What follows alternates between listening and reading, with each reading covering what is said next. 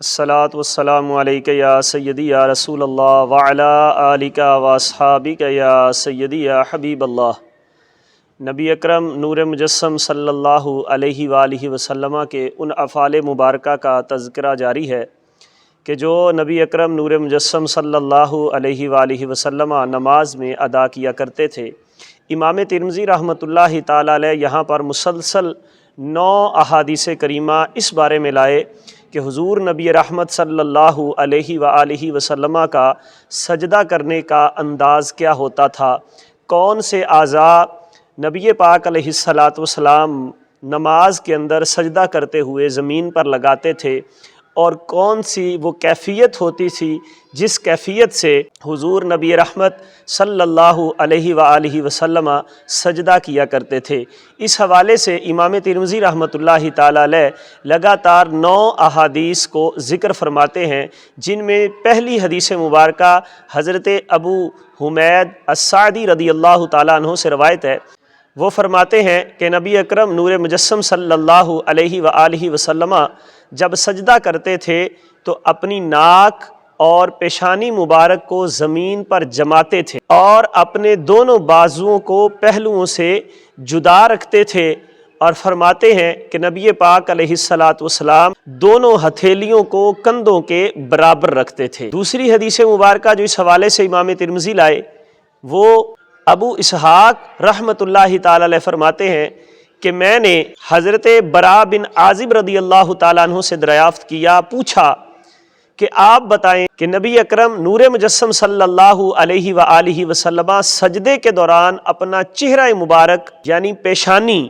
کہاں رکھتے تھے؟ تو حضرت برا بن عازب رضی اللہ تعالیٰ عنہ فرمانے لگے کہ نبی پاک علیہ الصلاۃ والسلام اپنی پیشانی کو دونوں ہتھیلیوں کے درمیان میں رکھتے تھے۔ تیسری حدیث مبارکہ جو امام ترمذی رحمۃ اللہ تعالیٰ علیہ اس حوالے سے لائے وہ حضرت عباس بن عبد المطلب رضی اللہ تعالیٰ عنہ سے روایت ہے۔ حضرت عباس رضی اللہ تعالیٰ عنہ فرماتے ہیں کہ نبی اکرم نور مجسم صلی اللہ علیہ وآلہ وسلم نے ارشاد فرمایا کہ جب بندہ سجدہ کرتا ہے تو اس کے ساتھ اس کے 7 اعضاء سجدہ کرتے ہیں۔ فرمایا اس کا چہرہ، اس کی دونوں ہتھیلیاں، دونوں گھٹنے اور دونوں پاؤں، یہ 7 اعضاء حضور علیہ الصلاۃ والسلام نے فرمایا کہ جب بندہ سجدہ کرتا ہے تو یہ 7 اعضاء بھی ساتھ سجدہ کرتے ہیں۔ گویا کہ نبی پاک علیہ الصلاۃ والسلام نے فرمایا کہ یہ جو سجدہ بندہ کر رہا ہے وہ ان 7 اعضاء پہ کر رہا ہے، یہ 7 اعضاء اس کے زمین پر لگے ہوئے ہیں۔ چوتھی حدیث امام ترمذی رحمۃ اللہ تعالی علیہ جو لے کر آئے وہ حضرت ابن عباس رضی اللہ تعالیٰ عنہما سے روایت ہے۔ آپ فرماتے ہیں کہ نبی اکرم نور مجسم صلی اللہ علیہ وآلہ وسلم ارشاد فرماتے ہیں کہ مجھے 7 اعضاء پر سجدہ کرنے کا حکم دیا گیا ہے۔ وہ 7 اعضاء پچھلی حدیث مبارکہ میں گزر چکے، اور پھر فرمایا کہ حضور علیہ الصلاۃ والسلام نے فرمایا کہ مجھے اس بات کا بھی حکم دیا گیا کہ میں نماز کے دوران اپنے بالوں اور اپنے کپڑوں کو نہ سمیٹوں۔ اس سے مراد کیا ہے اس جملے سے کہ نماز کے دوران نہ بالوں کو سمیٹا جائے اور نہ کپڑوں کو سمیٹا جائے؟ تو شارحین حدیث فرماتے ہیں کہ اس سے مراد یہ ہے کہ کپڑے کو فولڈ کرنا، جس طرح آستین اس طرح چڑھا لینا، یا شلوار کو فولڈ کر لینا، یا پینٹ کو فولڈ کر لینا، اس میں ہر طرح کا کپڑا فولڈ کرنا داخل ہے کہ نبی پاک علیہ الصلاۃ والسلام نے فرمایا کہ نماز کے دوران اس طرح کرنے سے مجھ کو منع کیا گیا ہے۔ اب جو احباب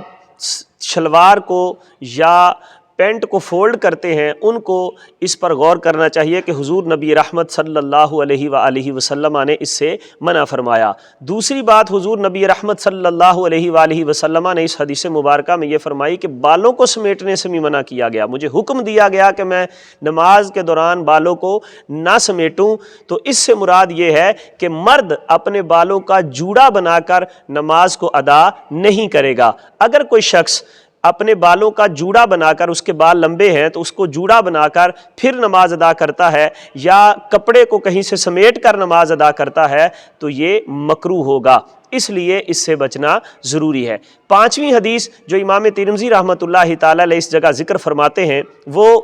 حضرت عبید اللہ بن عبداللہ رضی اللہ تعالیٰ عنہ سے روایت ہے۔ آپ فرماتے ہیں کہ میں اپنے والد گرامی کے ساتھ وادی نمرہ کے قریب ایک مقام ہے قا، اس مقام سے گزر رہا تھا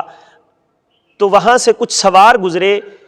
اس وقت نبی اکرم نور مجسم صلی اللہ علیہ وآلہ وسلم کھڑے ہو کر نماز ادا فرما رہے تھے۔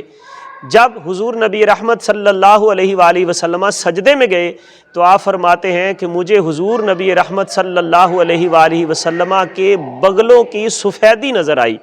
اور فرماتے ہیں یہ منظر آج بھی میری آنکھوں کے سامنے ہے۔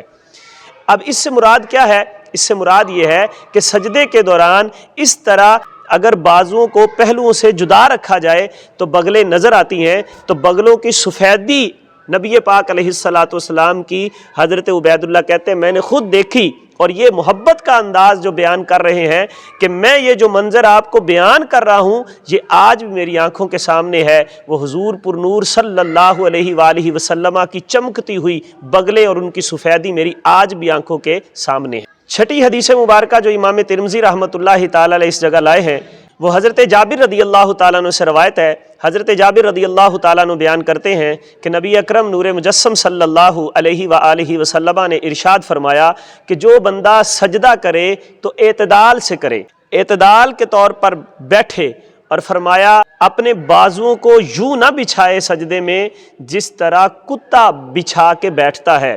یعنی نبی پاک علیہ السلام نے اس حدیث مبارکہ میں اس چیز سے منع فرمایا کہ جب بندہ سجدہ کرے تو اس وقت اپنی یہ بازو جو ہے وہ زمین سے اٹھا کے رکھے گا، زمین پر اس طرح نہیں بچھائے گا کہ جس طرح کتا بیٹھتے ہوئے اپنے بازو بچھا دیتا ہے۔ اس طرح نبی پاک علیہ السلام نے فرمایا کہ بندہ جب سجدہ کرے گا تو اس طرح اپنے بازوؤں کو زمین پر نہیں بچھائے گا بلکہ زمین سے اوپر رکھے گا۔ جو ساتویں حدیث مبارکہ امام ترمذی لائے وہ حضرت انس رضی اللہ تعالی عنہ سے روایت ہے، اور اس حدیث کے بھی الفاظ وہی ہیں جو پچھلی حدیث میں الفاظ موجود تھے کہ اعتدال سے سجدہ کرو اور اپنی بازوؤں کو اس طرح نہ بچھاؤ جس طرح کتا بچھاتا ہے۔ آٹھویں حدیث مبارکہ جو امام ترمذی رحمۃ اللہ تعالی علیہ یہاں پر ذکر فرما رہے ہیں وہ حضرت عامر بن سعد رضی اللہ تعالیٰ عنہ سے روایت ہے۔ حضرت عامر بن سعد رضی اللہ تعالیٰ عنہ روایت کرتے ہیں اپنے والد گرامی حضرت سعد بن ابی وقاص رضی اللہ تعالیٰ عنہ سے، اور حضرت سعد بن ابی وقاص رضی اللہ تعالیٰ عنہ فرماتے ہیں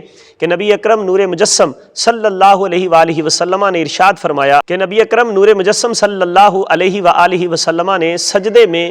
دونوں ہاتھ رکھنے اور دونوں پاؤں کھڑا کرنے کی ہمیں ہدایت عطا فرمائی۔ یعنی سجدے میں جب بندہ جائے گا تو ہاتھ اس کے زمین پر رکھے ہوں گے اور پیچھے سے پاؤں جو ہیں وہ اس کے یوں کھڑے ہوں گے، یہ نبی پاک علیہ السلام نے ہمیں ہدایت فرمائی۔ اب دیکھیں سجدے کے دوران جب بندہ ہوتا ہے تو اس وقت پاؤں کی حالت کیا ہوگی؟ تو بہار شریعت میں مفتی امجد علی اعظمی رحمۃ اللہ تعالی علیہ فرماتے ہیں کہ جب بندہ سجدے میں جائے گا تو اس وقت اس کی پاؤں کی جو انگلیاں ہوں گی تو پاؤں کی انگلیوں میں سے ایک انگلی کا کم از کم پیٹ زمین پر لگنا یہ شرط ہے۔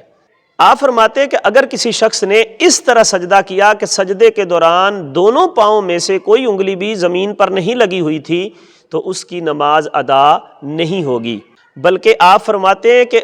اگر انگلی کی نوک بھی زمین پر صرف لگی ہوگی تو اس سے بھی نماز ادا نہیں ہوگی۔ لہٰذا ہمیں اس بات میں احتیاط کرنی چاہیے کہ جب سجدہ کریں تو پیچھے سے جو پاؤں کی انگلیاں ہیں ان کا پیٹ زمین پر لگا ہوا ہو۔